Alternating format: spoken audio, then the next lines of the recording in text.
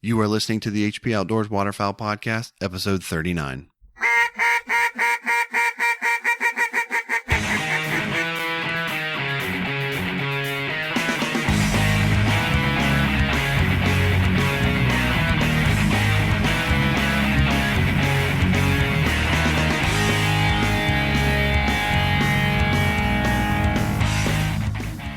This week on the show, we're joined by professional hunting guide Joe Palumbo to talk teal hunting, and he's going to give us some tips and techniques to help you be more successful this September.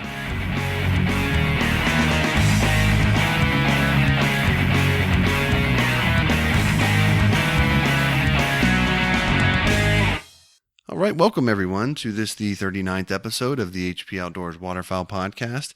We are your on-demand audio source for all things waterfowl and waterfowl hunting.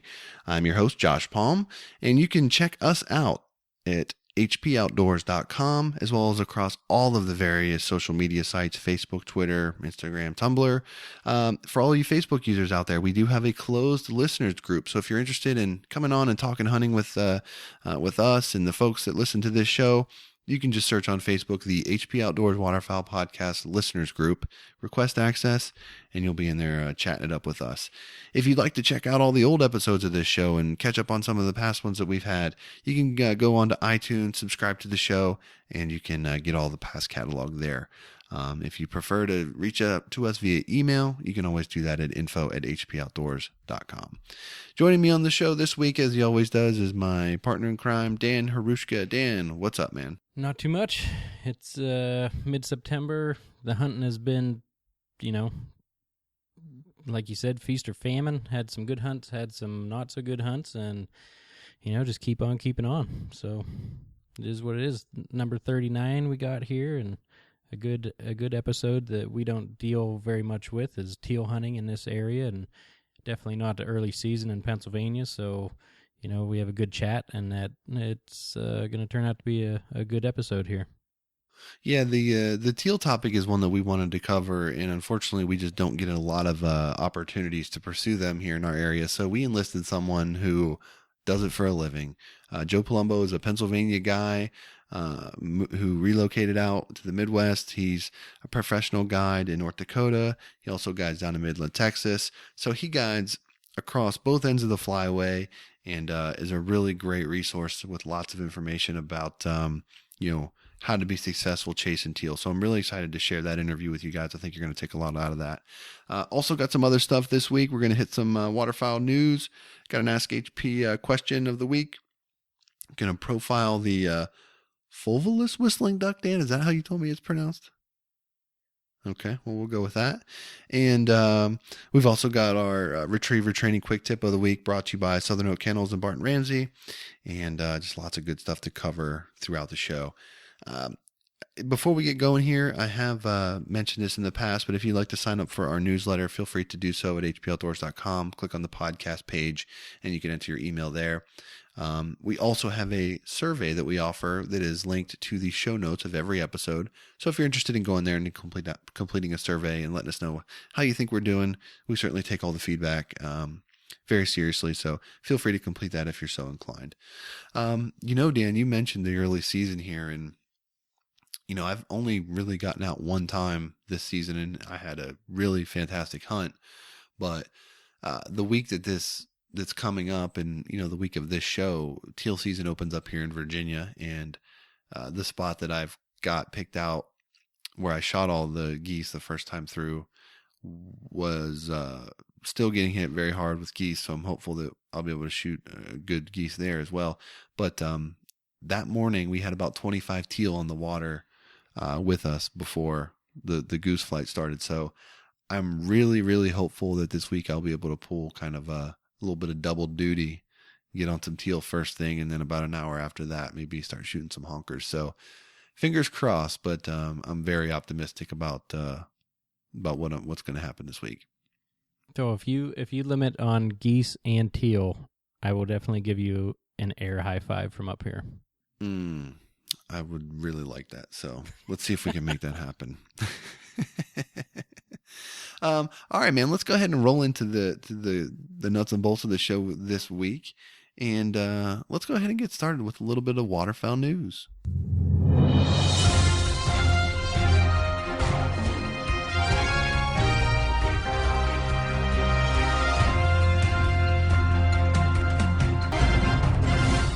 So the first thing we wanted to talk about this week in waterfowl news is a while back, the avian influenza bird flu was identified, and it's been found in some small numbers of wild ducks. So, there's a lot of information that's still kind of coming out about this. But as far as from our perspective and in the hunter's perspective, we wanted to share a little bit of information about what you might need to know with this. So a little bit of backstory is in December of 2014, there was a mallard and a northern pintail that was collected in Washington State. It's essentially, part of a routine screening process that was found to be infected with a very contagious form of bird flu. So there's been a lot of research going on, and there's different strands of these types of things that are still ongoing and, are out there. But what you need to know as far as a waterfowl hunter is that there's been no really known cases of people in the United States, contracting any kind of viruses from the bird flu. And it's considered to be a low risk for humans. Essentially also when it comes to eating the ducks and geese that you harvest, even if they are carrying the bird flu, there is no evidence of anyone that has consumed waterfowl and contracted some sort of virus, so long as the meat is cooked properly. So essentially, take care of the birds that you harvest, prepare them properly, and you should be fine. But if you have any other questions or concerns about this, you can definitely go through the CDC website to get more information. Obviously, use some common sense. If you harvest a bird that is clearly sick, clearly not looking good, don't eat it. Be careful handling it. Make sure you wash your hands with soap and water when you're good. Wash the tools and the surfaces and things that it comes in touch with.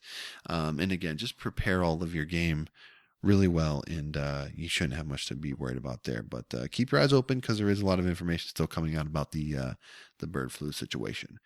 Dan, what say you?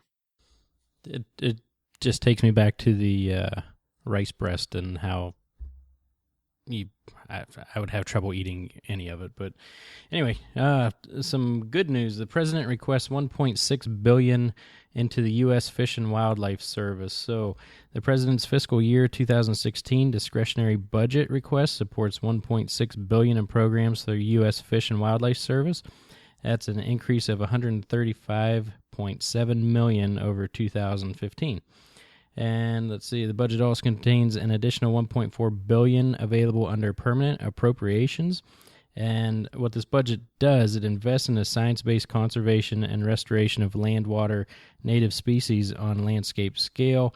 And, it really deals with the expansion and improvements of recreational opportunities such as hunting, fishing, wildlife watching. And there's some parts in it that actually help out urban society and to get more of the urban population into hunting. So a little tidbit there for you. Regardless of whatever side of the aisle you sit on, if you are a waterfowl hunter, you like, your politicians and your commander-in-chief trying to appropriate money for, outdoor and wetland conservation. So I'm really happy when I saw that article, and Lord knows that there's a lot that's got to go on to get a budget approved these days, but hopefully that's a piece that can stay intact and, will benefit all of us waterfowlers for years to come. So some good news from the world of waterfowl news this week. And usually I'm the downer usually. Yeah. Normally you're talking about, all kinds of bad stuff. So thank you for bringing some positive light to the show this week. There we go. With the addition of our new little sound clips we've been using, this has become my new favorite segment of the week, I think, and it is the Ask HP Outdoors segment, brought to you by Higdon Decoys. You want answers? I think I'm entitled. You want answers? I want the truth! You can't handle the truth! So, Dan, this week's HP Outdoors question comes from Travis Weiss. And Travis asks about jerk rigs specifically, and I'm going to paraphrase here, but essentially said, he used a jerk string last year with some moderate success, but is there any tips that you would have to offer about where to put it in the spread, when to pull it, how subtle or aggressive to use it, can you overdo it, that kind of thing. being that you live in an area that has yet to come into the 20th century and allow motorized decoys, I'll let you take the first crack at this and addressing Travis's question. Yeah, it takes me back to the Terry Denman interview, and almost the same as with the Mojos. I'm going to start out with the motion right in the landing hole. That's primarily, you're going to have birds feeding and birds landing. So the birds just landing and kind of swimming into the other group, I'd put it right in the hole. Usually, you can get pretty aggressive with it, but you want to make sure that you're not bringing attention to yourself. You don't want to be, swinging your arm back and forth so much that, you're flaring birds. But also, another thing that I found that works quite a bit better, instead of the paracord, there is a waxed cord that you can use, and there's really no give in it. So, if you're using paracord, after you use it for a while and it gets wet and it stretches a lot, so when you pull it, it doesn't have the good effect as this wax cord does. It doesn't stretch, so it's a lot more responsive, and I think it's definitely something to invest in. And I think that's about, I'd like I said, I'd start in the hole and then move it, maybe even have a couple different jerk cords set up, and if you're hunting with a couple guys, move it a lot before birds are landing. And it goes back to just having motion. So if you have the ripples throughout your spread, I think it's going to be a lot better than a non-windy day with no ripples in the water at all. Yeah, you just hit sort of what my takeaway is with the jerk rig is, you're not necessarily jerking it to have the ducks see the decoys flailing around and doing that kind of thing. You're moving the decoys to create the water, ripples and the motion in the water and the decoys around it bouncing and stuff. To some degree, you can simulate birds landing on the water by pulling the string, and as if they're coming and landing into the hole. But when you're pulling it and they're going back and forth, that can get to an unnatural level. So you have to be very careful. My bigger concern would be, like you said, if the birds are close enough, you got to be very careful that you don't give away your hide by pulling the cord too aggressively. So I would tend to err on the side of caution and be a little less aggressive with it, and read the birds and how they're reacting. And if you think they're responding positively, then continue. If they're not, either stop or be more aggressive, whichever you think is going to work. But at the end of the day, I think you really have to try to focus on the birds, read what they're doing, and then react accordingly, just like anything else. And the way that they react one day could be completely different than the way that they act the other day. So, being flexibility is paramount, and there may be days where it's just not going to work for you. So you got to put it away and live the fight another day. So, anyway, we appreciate Travis sending in the question. And, if you would like to hear your question, on the show, you can do so by sending it to us via email or any of the other social media outlets. And if we use your show, we will send you a free HP Outdoors barrel decal. So, definitely encourage you all to reach out and be part of the show. And that's this week's Ask HP Outdoors question, brought to you by Higdon Outdoors, quality service innovation. That's Higdon Outdoors. Check out HigdonDecoys.com for all of your waterfowl decoy needs. All right, Dan. This week's bird profile is one that I can barely pronounce. It's one that I don't believe I've ever seen in the wild. And quite frankly, I'm not even sure if they're legal to harvest. But we're going to go ahead and roll on with the segment. So let's knock it out. This week's duck profile. Yeah, like Josh said before, we are running low on ducks, so we'll start with the fulvous whistling duck. And the average length, the male is 18 inches and the female is 17.3. Average weight is 1.72 pounds and 1.49 pounds. Not a huge difference. Pretty much like all the other ducks are very similar in size. The adult whistling ducks of both sexes have rufous brown crown and upper nape, which becomes blackish down the center of the hind neck. And the sides of the head, neck, chest, and belly are a rich rufous buff, with the sides of the neck get a little paler, almost whitish, with fine dark striations. The back is dark brown with chestnut feather fringes, which I'm partial to because of my beard color, and the rump is white. ivory-edged side and flank feathers form a striking border between the sides and back, and a distinctive white V separates the brownish-black tail from the dark-colored back. So, I mean, this is it's kind of a rusty-colored duck, but it is definitely pretty. The bill, legs, and feet are blue-gray, and the iris is a dark brown. And they have a very vociferous they are vociferous both in flight and when feeding, uttering a two-tone note, squealing whistle, and during disputes a harsh key. So pretty much it sounds just like a screaming duck, and it's pretty, you definitely know if the whistling duck is coming at you. And breeding in North America, the whistling ducks can be found breeding in Southern California, southwestern Arizona, central and eastern Texas, the Gulf Coast of Louisiana to central Mexico, and locally in Florida. And over most of its range in Texas and Louisiana, the whistling duck prefers to nest in rice fields, on low contour levees, or over shallow water among rice plants, cut grasses, and cattails. And the clutch sizes average from 12 to 13 eggs, and both the male and female incubate and participate in brood rearing. 12 to 13 eggs. Boy. No wonder they both got to be involved. That's a lot of eggs. Most of these ducks live in the Louisiana and Texas areas, and they winter along the east coast of Mexico. The smallest numbers that breed in the Southern California and Arizona areas are assumed to winter along the west coast of Mexico.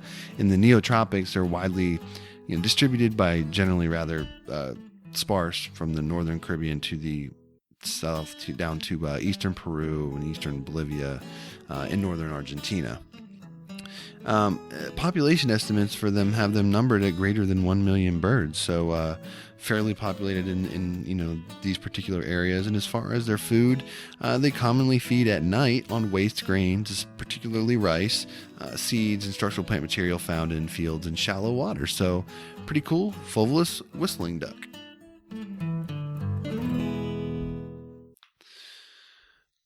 All right, Dan. I think the next segment of the show is probably one of your favorite, if I had to take a wild guess. It is. We've never talked about this, but as a dog owner and someone who's been through the training paces with your pup Kimber, I know you look forward to the retriever training quick tip each week. So let's not wait any longer and welcome our good friend Barton Ramsey to the show of Southern Oak Kennels with this week's retriever training quick tip of the week. Maybe I can talk one of these days. Hey guys, this is Barton Ramsey with Southern Oak Kennels, coming to you this week with your retriever training quick tip of the episode. And I want to talk this week about memory retrieves. I mentioned them briefly in the last episode when we were talking about steadiness. I believe that memory retrieves are such a foundation to so much of the retrieving work in the field with a young Labrador or a young gun dog.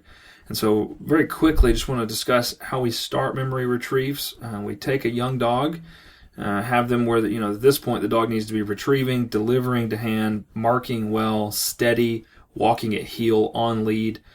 Keeping the dog on lead, a young dog will toss out a dummy or a bumper, maybe 10 to 20 feet, and then turn left into the dog if the dog's heeling on the left, and tell the dog to heel. And we will walk back 10 to 20 paces, and then we'll turn right, line the dog back up for the memory, and then line the dog as if you were sending it for a blind, and send it with the word back.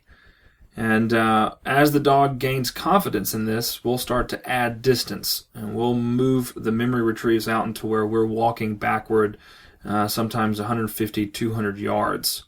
And what we're doing is you're increasing the dog's confidence that when you line up the dog, and you point it in a certain direction, and you say back, that's where the bumper's going to be, or that's where the bird's going to be, that's where the retrieve is going to be. So several things are happening. You're increasing steadiness because the dog's not going to get every retrieve immediately right when it hits the ground. You're increasing the dog's memory capacity to remember where a mark was. Even though it's a simple mark, the dog still has to remember the area where it's going to hunt. And then you're increasing the dog's confidence in taking a straight line out from you toward wherever you're pointing it.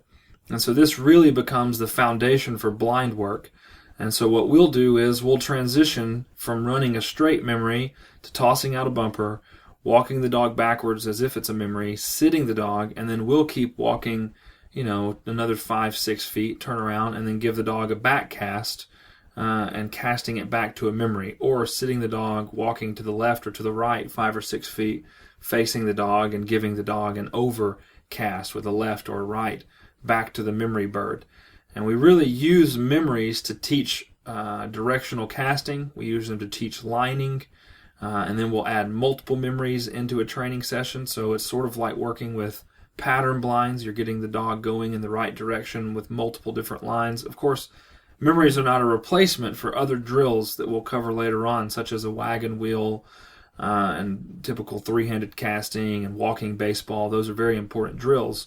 However, I do believe that a memory retrieve is something easy that you guys can do with your retrievers in very little amount of space with very little time to keep them sharp, to sharpen steadiness, to sharpen lines, to sharpen marking and hunting ability in an area, and even to sharpen their casting as well. So get out there this week, run a few memories with your dogs. If you've got questions about them, feel free to post on the HP Outdoors Facebook group page, and I would love to start a discussion on this sort of retrieve.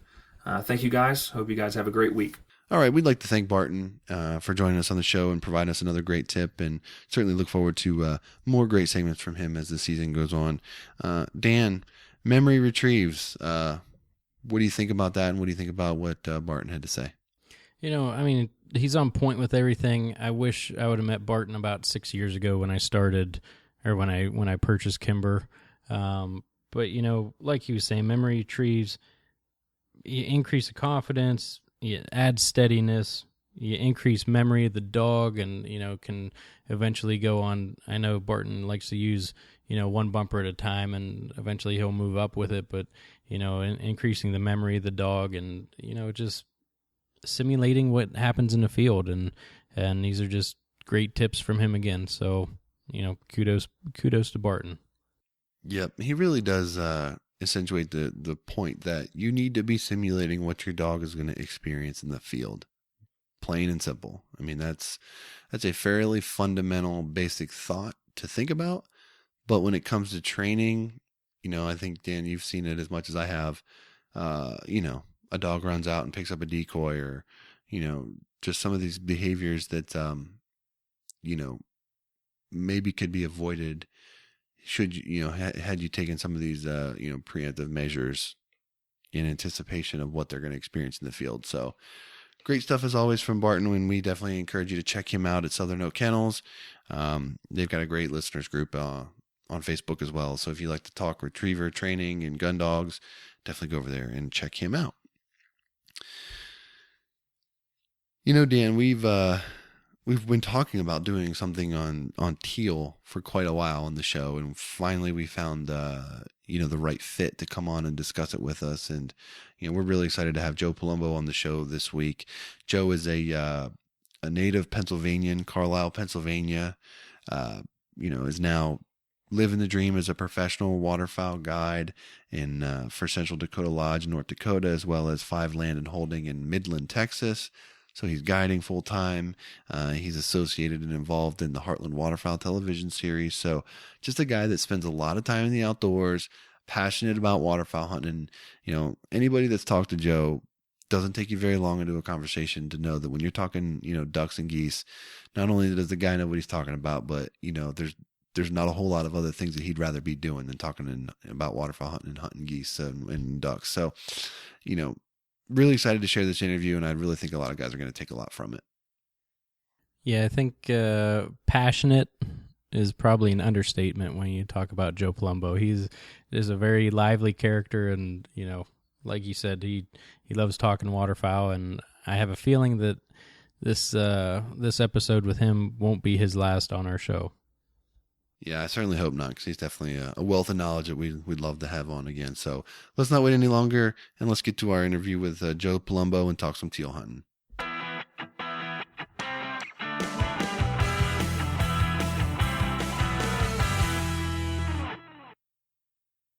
All right, guys, joining us this week on the show, we've got one of our own, a Pennsylvania boy that's out living the dream, guiding, hunting waterfowl day in and day out. all over, the country. He's a guide at Central Dakota Lodge in North Dakota. He also guides for Five Land Holding in Midland, Texas. Joining us today is Joe Palumbo. Joe, welcome to the show. What's going on, guys? Glad to be a part of it. Not too much. We're glad to have you here today. And, we're asking you to talk about something that's difficult for us boys out here in Pennsylvania and that's hunting teal. And it's something that, it's challenging in its own right, but, we just don't get a ton of, teal flight in our neck of the woods. And, the ones we do are kind of small pockets and concentrated in certain areas. So we're going to hopefully tackle a couple areas, with teal hunting and, some of the nuances that go into that. But, I think probably the first thing to kind of, discuss when we talk about teal hunting in particular is, talk to us a little bit about some of the differences between scouting for teal and scouting, for mallards and geese and that kind of thing. Cause like I said, for the most part, the majority of my year and Dan's year is spent, we're looking for Canada geese in fields, and we're looking for mallards, wood ducks, gadwalls and things like that. So talk to us about teal and what we need to know and what we need to be thinking about when we're out, on the road scouting for those birds. Yeah, that's a good question. Whenever, when you scout for teal as opposed to, mallards or pintails or gadwalls or, even geese, it's a totally different ballgame. The teal typically, they'll stick to smaller pockets of water. They're very early flying ducks. My biggest deal when I'm scouting for teal is I want to be in the spot where I think they're going to come from or go to before the sun even comes up. You don't want to be there like at shooting time. You want to be there a half hour before shooting time because if you've ever hunted teal before, you always have those flights that come in, 10 minutes before it's legal shooting light.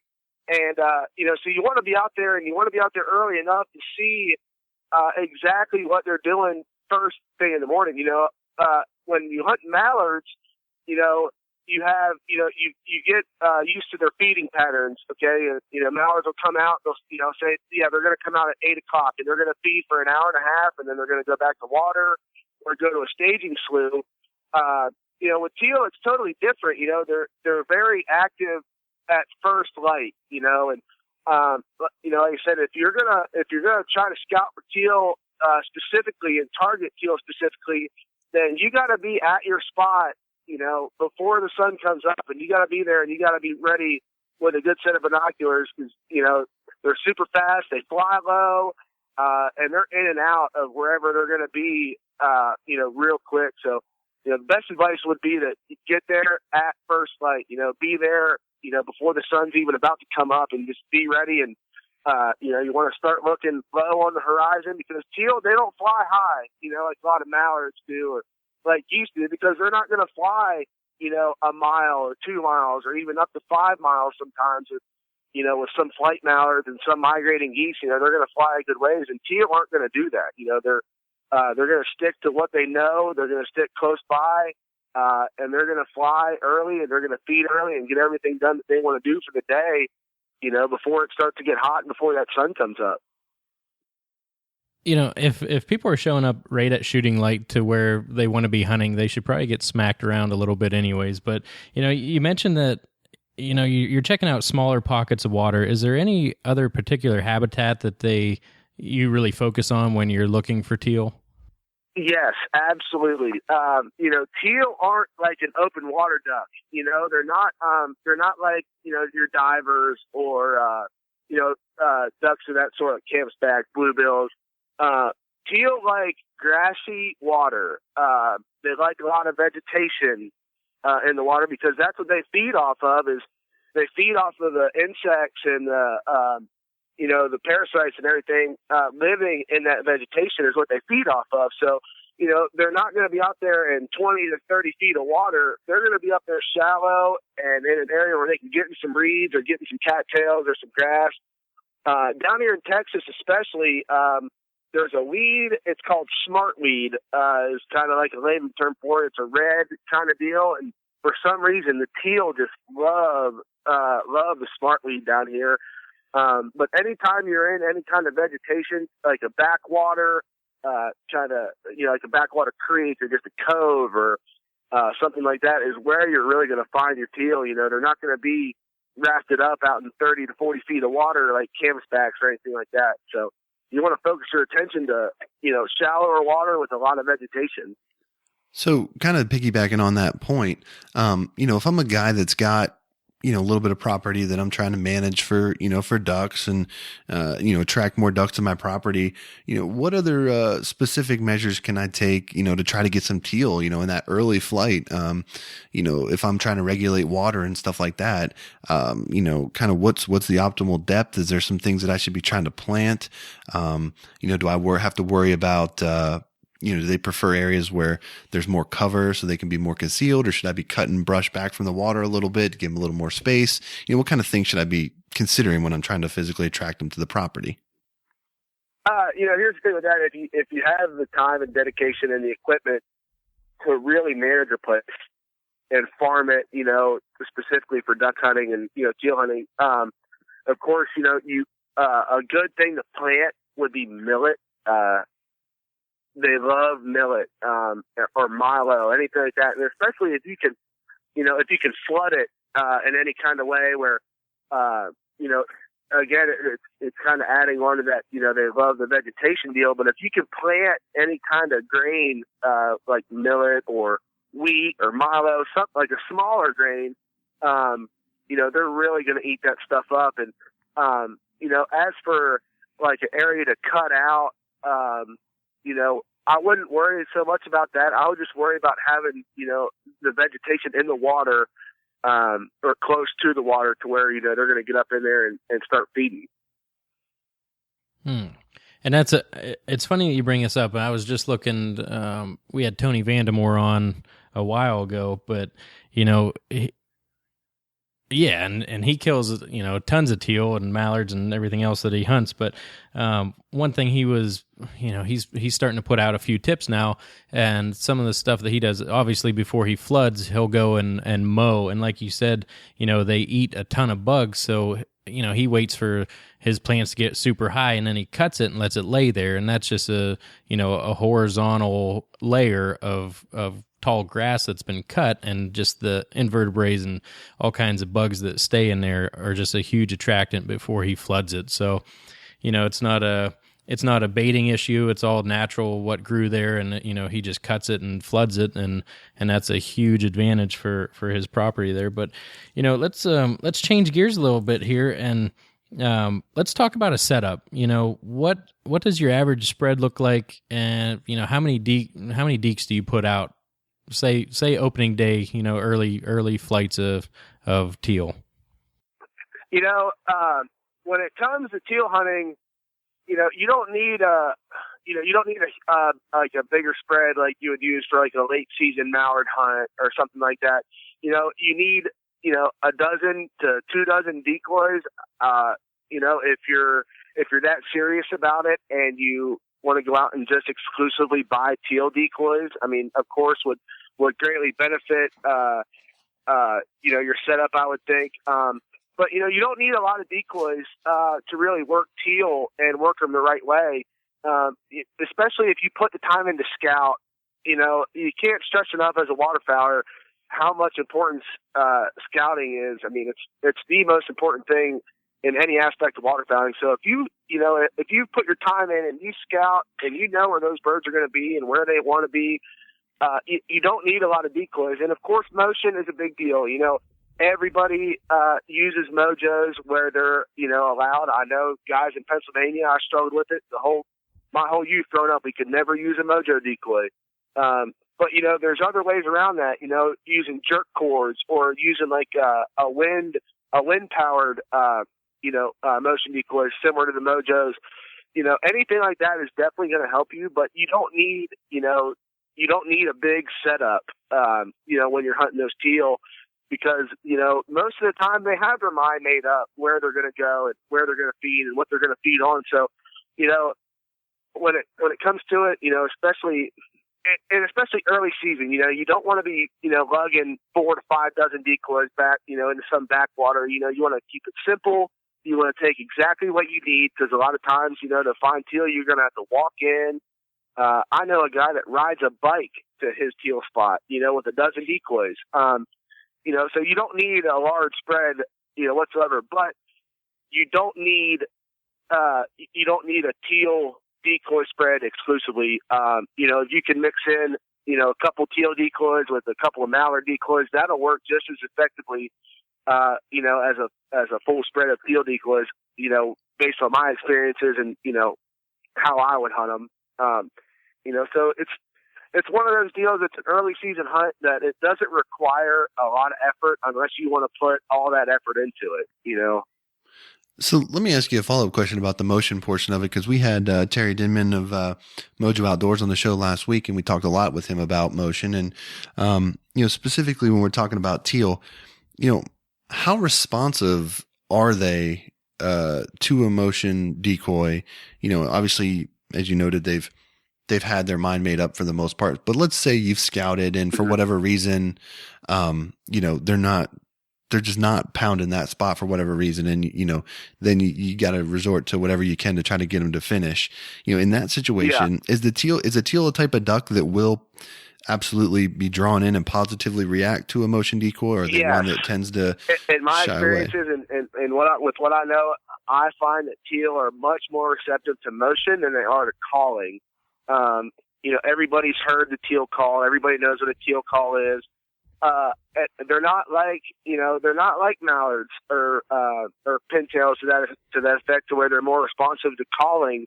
In a lot of instances, they're more responsive to, hey, there's my buddy. He's landing right over there. I can see him setting down. They're more responsive to motion than they are, to the vocal aspect of it, and I think that goes, hand in hand with most ducks in general.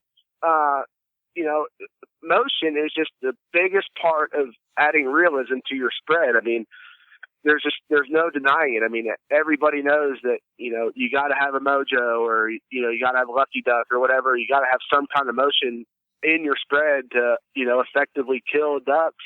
And teal, especially, I think they're a lot more receptive to the motion than they are to calling. So let me ask you real quick.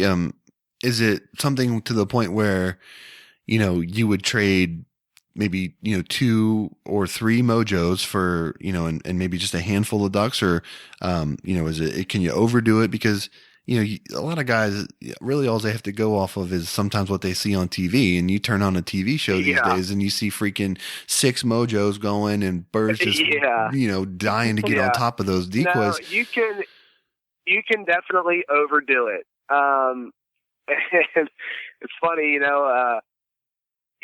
with Heartland Waterfowl and the things I do with those guys, we're committed to sponsors, and sometimes we have to run a lot of spinning wing decoys like that, and sometimes you can overdo it. It's all about realism. If say there's 100 teal using the spot that you're going to hunt. You don't want to go in there and put out 100 decoys, because when have those teal ever flown in there and seen 100 of their buddies already hanging out? They're used to flying in there, seeing 6, seeing a dozen already sitting there, seeing one guy, with his wings set, flying in. So you can absolutely overdo it, and especially when it comes to motion decoys. I mean, you don't need more than 1 to 2 mojos. 1 to 2 mojos are going to work ducks exactly the same as 6 to 10 mojos, I think, in a lot of circumstances. But what you do want is you just want that little bit of flash. You want that little bit of motion just to catch their eye and say, hey, this is where we are. We're right over here, and this is where you want to be. Yeah, I think, Denman was saying the exact same thing, and it goes along with it. I don't have too much more to say about that, but let's move on. Josh and I both shoot number 2 pretty much all year long for ducks and geese, but like we said before, we don't get into the teal hunting too much. So, what's your shot size that you prefer? Man, if you can get away with it, you want to use a 20 gauge. I think that 12 gauge, 3-inch number 2 is way overkill for a teal.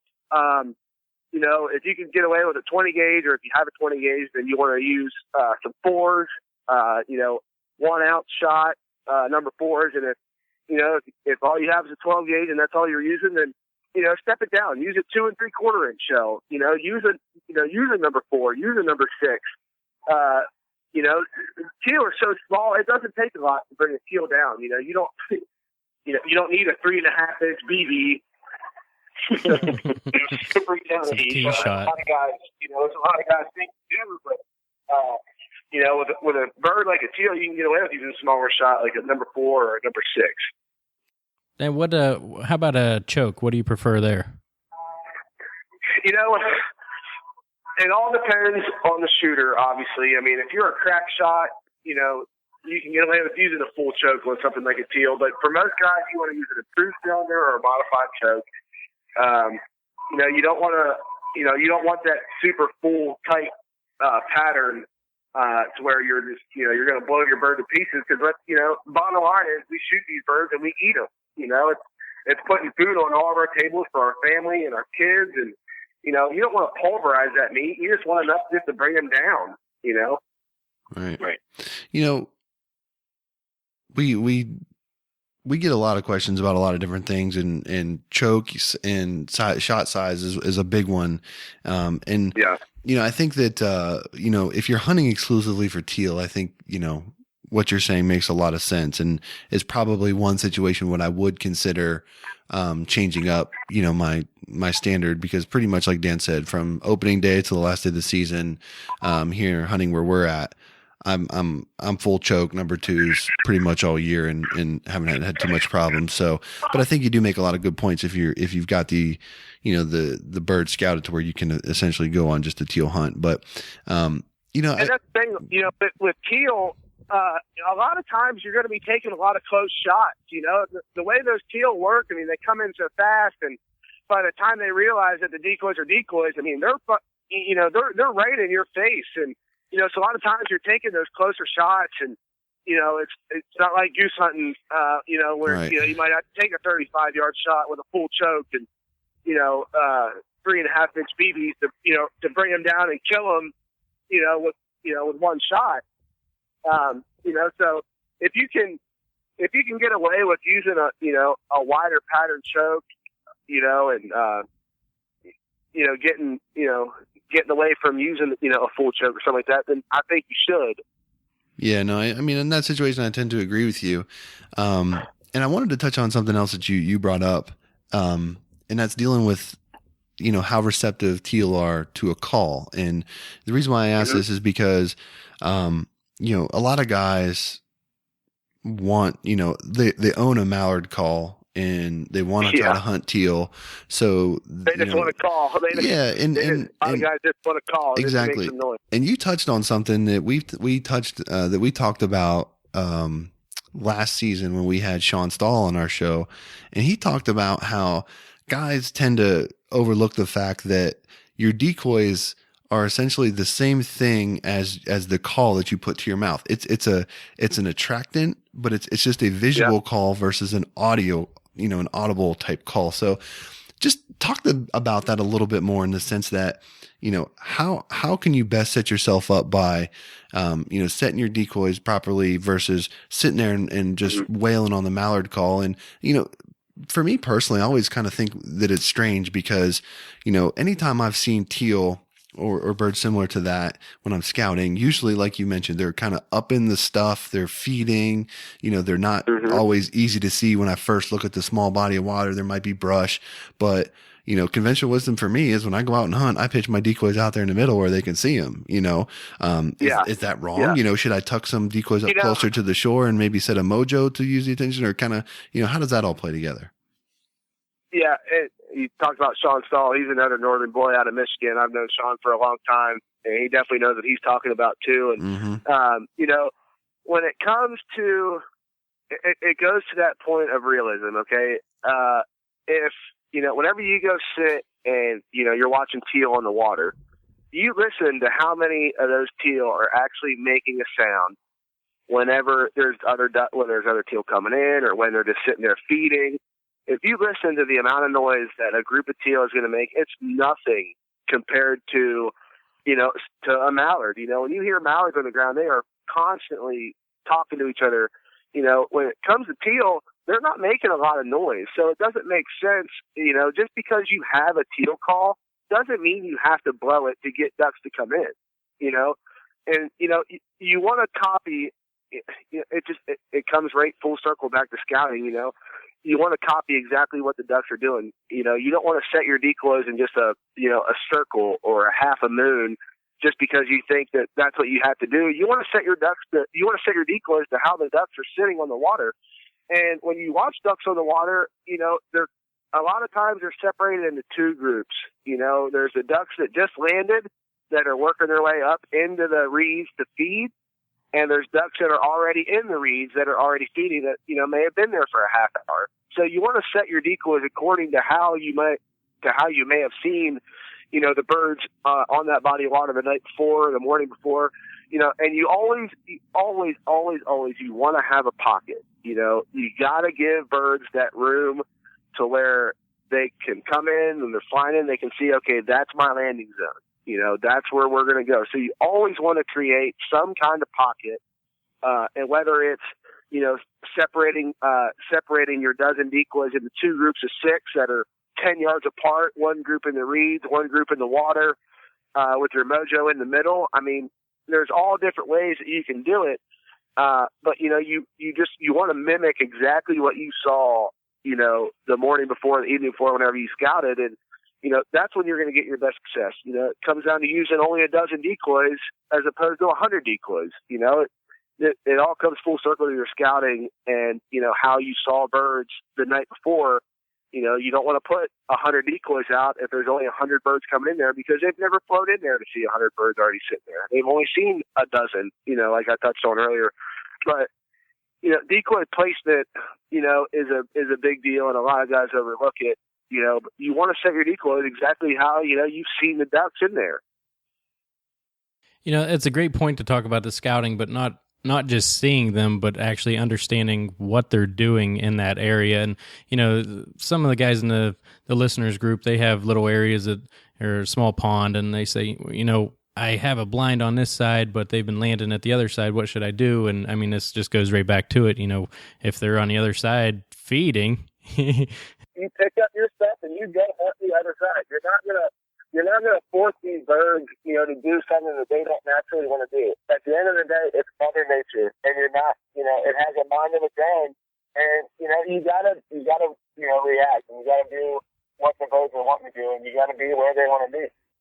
Right, exactly the point. Now, Joe, I've seen you've been killing, 150, 200 doves here, and you're wearing jeans and a t-shirt, all right? So, there's a lot of guys down in Texas and where it's hot that, you see them in shorts and a t-shirt, no camo. How worried are you about concealment when you're out teal hunting? From a blind to camo or whatnot. What's your setup there? That's just duck hunting and teal hunting is two completely different deals.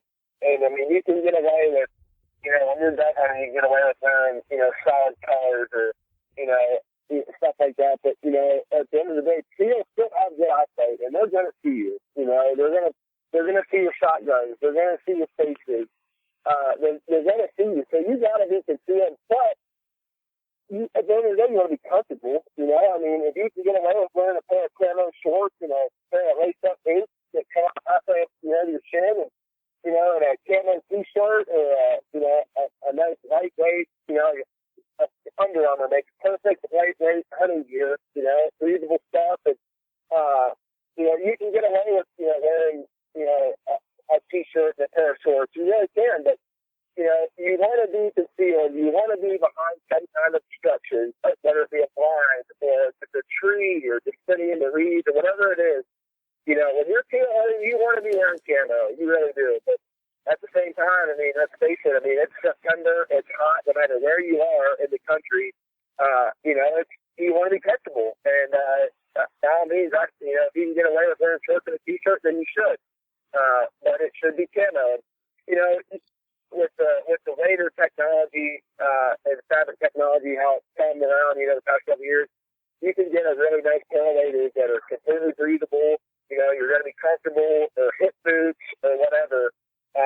you're still going to be comfortable in that clothing, whether you're covered from head to toe. But, if you can get away with it, then wear shorts and a t-shirt, no reason not to. Yeah, I hear that. I mean, I want to be comfortable. If it's 20 degrees and blowing, I'm going to have 20 layers on and, be layered up as much as I can be. But, when it's September, it's early season, you're battling mosquitoes and humidity and, all that good stuff. I mean, you want to be comfortable.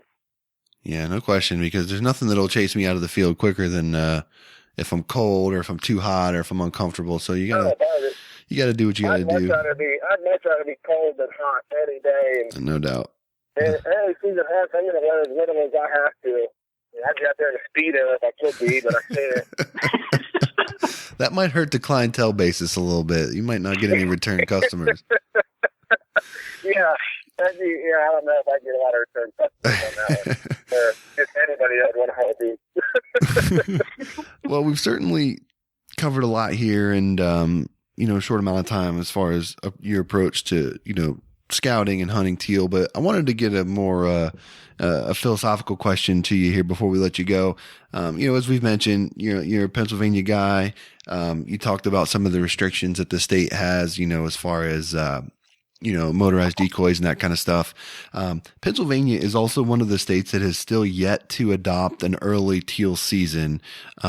Even though, the numbers support that, it could handle it.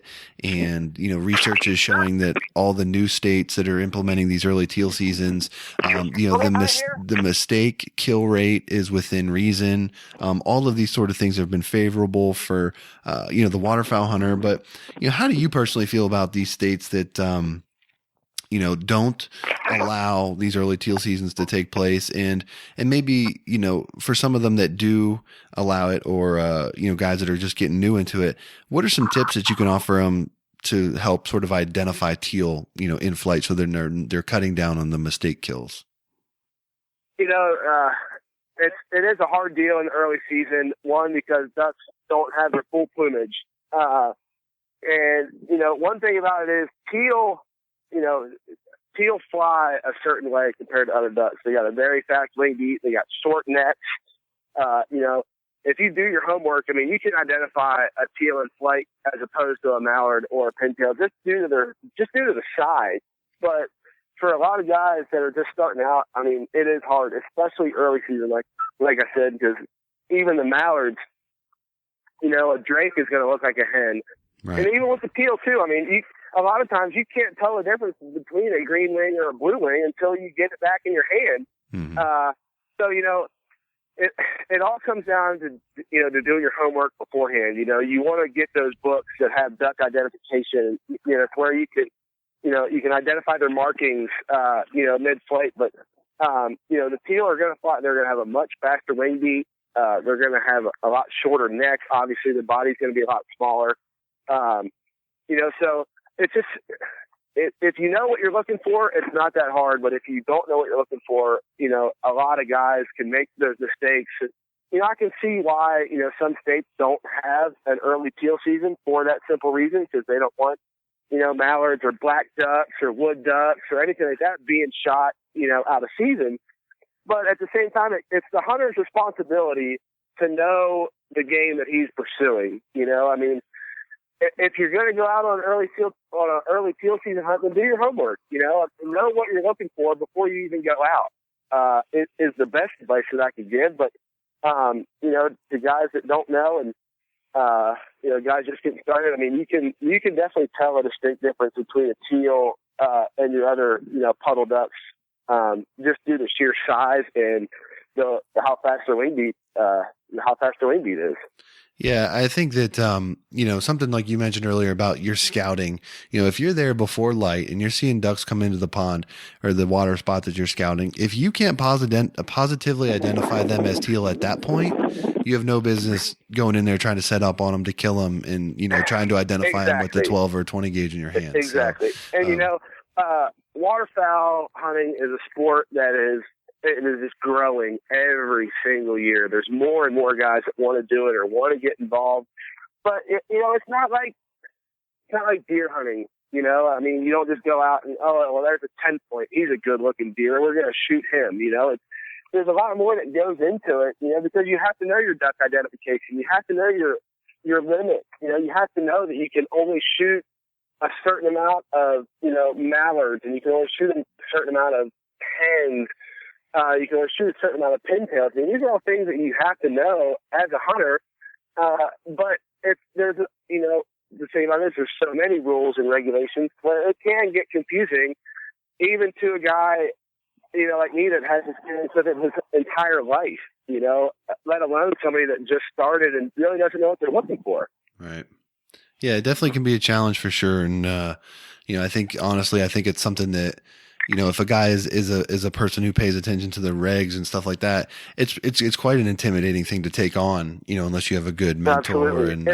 And plus it's a federal, you know, right. Waterfowl hunting is federal regulated. Yep. So if you do screw up and you screw up big time, I mean, you're talking a lot of money in fines and a lot of trouble. I mean, it's not, you know, waterfowl hunting isn't something to just come at lightly and just say, oh, I'm just going to ignore all these rules because they don't matter. Right. But it does matter. And, you know, there's somebody sitting in Washington, D.C. every year that monitors everything that we're doing, you know, and it's a whole different ballgame. You know, the best advice that I could give to somebody that's just getting involved in the sport in any aspect, whether it be goose hunting or teal hunting or, you know, anything or dove hunting, know what you're doing. Do the research beforehand, you know, learn more about what is actually going on and, you know, learn the rules, because if you don't, then it can pay. And, you know, waterfowlers, we're all broke because all we do is spend all our money on decoys and calls and Amen. trailers. So we don't have the money to pay for those fines when they come down. That's right. You know that. That's right. I got 3 mortgages out of my house right now. This is, you know, fun. I have it. That's a joke, by the way. I don't have 3 mortgages. I'm not that far in debt. But yeah, no, it's an expensive habit, and if you're not doing it the right way, it can be even more expensive than it already is. No question. Dan, anything else you wanted to hit before we let Joe go? Yeah, I got one more question for you. You know, fire away. You used to call Pennsylvania your home, and you know you're down in Midland now, even though you travel a lot. So, which one is it, Yingling or Shinerbach? Oh, it's Yingling all day, man. There's no question about it. Oldest brewery in America? Are you kidding me? Come on, man. Pennsylvania all the way. All right, just making sure, just checking yourself. No, don't get me. I'll tell you. It's the Mexican beer down here that'll get you. That's what a lot of guys. But Yingling and Rolling Rock all day, every day. Nice. Very nice. Go. Well, Joe, we appreciate you making some time for us. You know, guys can check you out through Central Dakota Lodge in North Dakota, as well as Five Land and Holding in Midland, Texas. You made mention to it earlier, but, you know, if guys are watching the Heartland Waterfowl series, we had those guys on the show, and you do some work with them, and you can be found on the TV show there a couple times throughout the year. So. You can check us out on the Outdoor Channel. We're in the process of filming the new season right now. We've done an early season goose hunt in North Dakota already, and I know the guys are in New York, upstate New York right now, shooting some more early season geese. But it's going to be a great season. And yeah, you guys can check us out on the Outdoor Channel. Next summer is when the new episodes will air. And you know, of course, I'm on Facebook and all that good stuff too. So. Anybody that needs to get in touch with me can, you know, go through Facebook or whatever, but, I'll talk hunting with anybody any day of the week. So. Awesome. Well, we certainly appreciate you making time again and, you know, shedding some light and some knowledge on teal hunting for us here. And, you know, hopefully, I know we've talked a little bit about, sandhill cranes and stuff like that. So, hopefully we can get you on again and you can shed a little more, light on some other things that we don't get to do much of up here in PA. Absolutely, man. I'd love it. And, like I said, I mean, being from Pennsylvania, I mean, there's a whole different world out here of waterfowl, you know, out in the Midwest and, you know, down here hunting sandhill cranes. I mean, there's all kinds of stuff that guys can do. You don't have to just limit it to shooting mallards or shooting geese or whatever. I mean, there's a lot of stuff that waterfowling can offer to a lot of people. And, you know, it's a great sport. You know, I wouldn't want to be a part of any other sport. And I'm lucky enough that I can do it for a living. And It's it's been a dream come true, especially coming from the Northeast where it's not as big as it is in some places of the Upper Midwest or even down south here. But as long as you got the passion and the drive, you can make it happen, and do it as much as anybody can ask to do. Yep. Well, you definitely are living proof of that. So thanks again for the time, man, and best of luck to you this season. All right, guys. Hey, I appreciate it. Give me a call anytime. I'd love to do it again.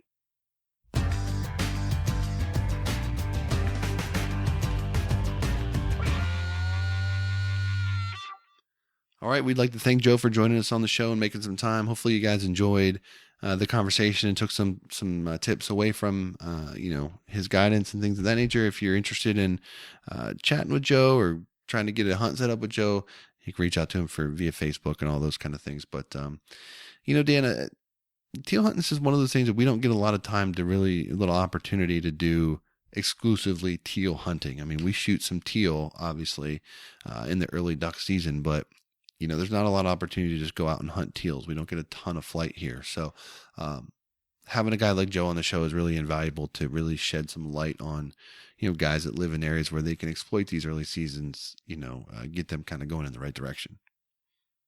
Yeah, I think that's, a great thing about this podcast is we're really trying to reach all different states. So this is something that doesn't really appeal to us just because, one, we don't have the early season, and two, we don't get the teal like, your Texas and Louisiana. So, it goes back to the same thing, scouting. And he mentioned it 3 or 4 times, doing the research, getting there early, and putting the time in. So, if you're not having success, whether it be the teal or the mallards or geese or whatever, just start with that number one thing. Go back and check your scouting and just because the season opens up, like we were talking before, and the birds haven't been there for the last 3 months, just because the season opens doesn't mean they're going to show up on day one. And, it shows in the harvest report that we see.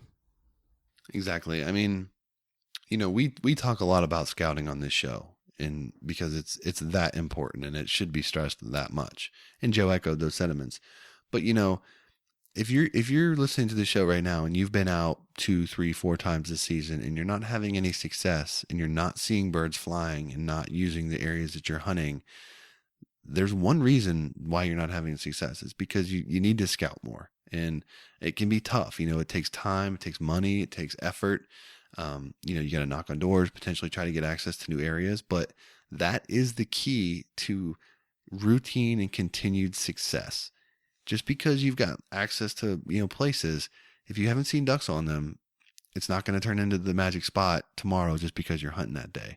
So, I tend to lean the other way. If I don't have a spot lined up where I know there's birds, I'm not going to hunt that day, but I'm going to be in the truck and I'm going to be looking for birds that I can hunt the next day. So sometimes you're further ahead to go that route and be disciplined enough to do that. So, scouting, again, cannot be understated and is very, very important. So, again, thank you to Joe for joining us on the show, and I really enjoyed that conversation. Yeah, I was going to say the same thing. I forget which episode, but you said it before, if you, instead of wasting your time and just hoping that birds come flying in or maybe getting one shot, take that day off from the hunt and go and scout and find the birds. And, not only that, but, I know as you said it on another episode too, we talked about it and Joe mentioned it too, like understand why they're going where they're going and why they're eating what they're eating. If it's early season, they're trying to get the grass and the bugs compared to, cut corn when they need all the carbohydrates later in the season. Like there are reasons that they do what they do, and the early season is difficult because they, the resident birds know the fields they want to go to, and they are hard to pull sometimes. But the scouting will definitely give you a hands advantage.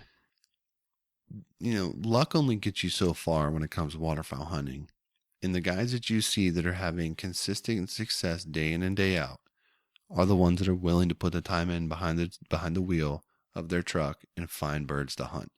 So, there's really no magic bullet. If you're not willing to do that, then you're not going to have continued and routine success on a consistent basis. You may get a couple hunts, every year where you get a nice push of birds and there's new birds in the area and it works out and you get some shooting. But if you're after limits and you want to be consistently getting on birds that allow you to shoot limits, you got to put the time into scout. There's just no way around it. So definitely think about that when you're heading out to the field and you haven't seen a duck on your pond in, 2 or 3 weeks. You might want to rethink that and get in your truck and just drive that day. So, now that we're talking about this, it's got me thinking about something that I want to address on this show, and it's going to be a little bit of a soapbox, so indulge me here.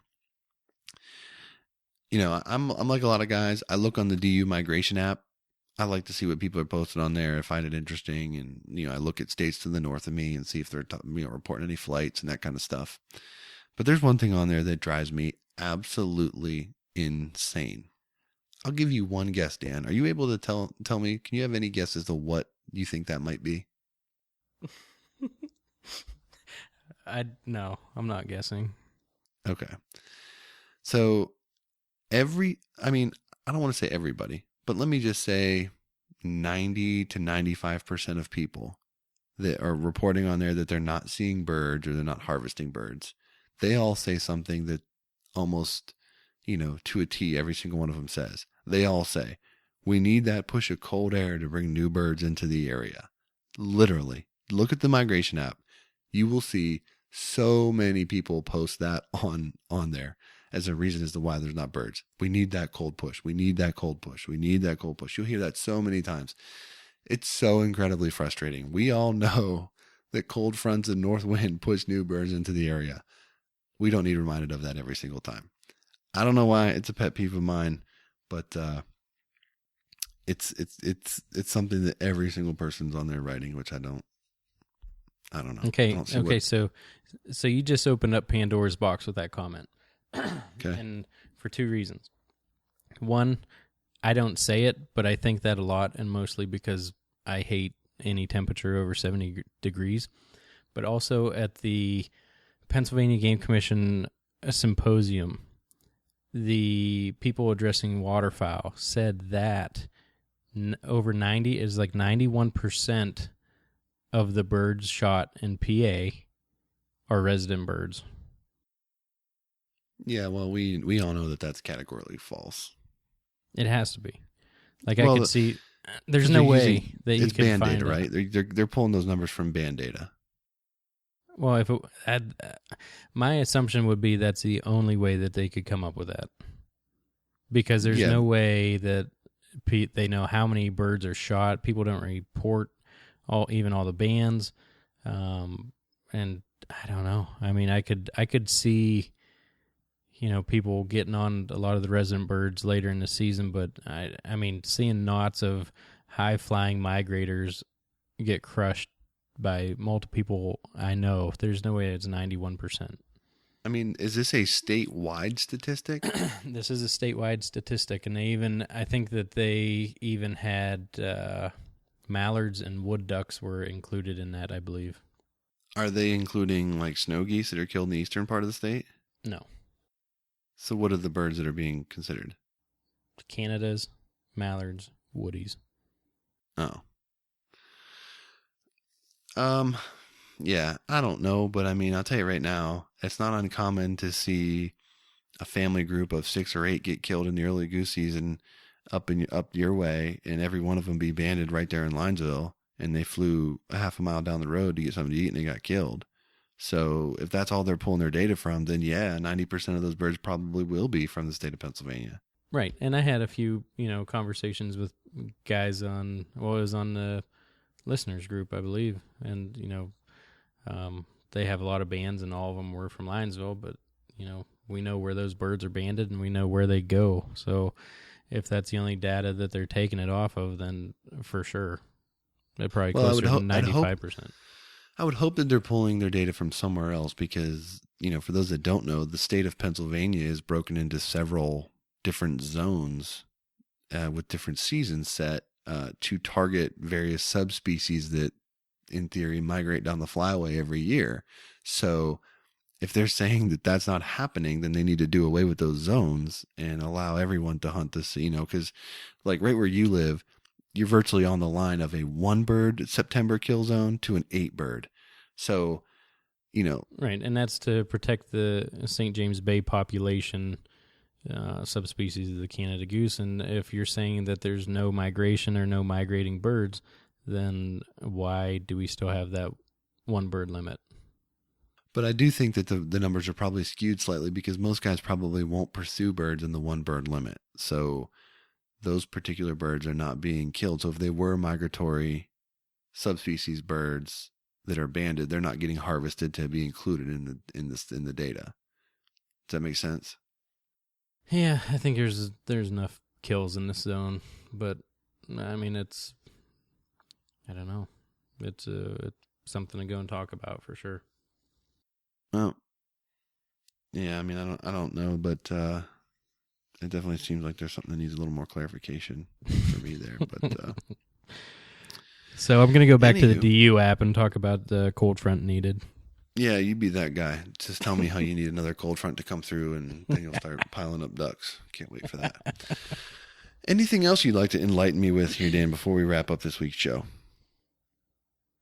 No, I think that's about all that was on my mind, and I won't be getting out, this weekend, and I know you have hopefully a good hunt coming up, so I wish you luck on that, and we'll be talking again soon here. Yeah, and hopefully everyone that listens to the show is enjoying the Foul Friday tips that we've been putting out. Those have been pretty successful here in the early goings, and we'd like to just take a minute to thank the partners of this show that have helped to at least in part make the show possible. Sitka Gear, Sport Ear. You can use a HP Outdoors discount code at Sport Ear for 10% off of your purchase there. Delorme, you can use the code HP Outdoors to receive $10 off of the Earthmate app. And I tell you, I've been using this app all early season. It's awesome just having the GPS capability like that right on your phone. Really fantastic stuff. So definitely check that out. We'd also like to thank Big Al Silhouette Decoys and Higdon Outdoors for their support of this show. That's really all I got, Dan. I don't have anything else. I'm ready for cooler weather. I'm glad that football season's here. It's starting to feel like fall at nighttime around my house. So, let's do it. I'm ready. I'm ready to get the fall on. Bring the snow, bring the rain. I love it. Let's do it. I'm right with you. We'd like to thank you guys for taking time to make the HP Outdoors Waterfowl podcast part of your day. If you'd like to check out the old past episodes that we have, you can subscribe to the show on iTunes and check those out. Feel free to leave a 5-star rating review if you're so inclined. We'd like to thank Joe Palumbo for making time to join us this week and talk about teal hunting. Hope you guys really enjoyed that conversation and took a lot out of that. So, if you got any other questions or concerns, feel free to reach out to us on social media. Otherwise, until next time, for Dan, I'm Josh. Take care.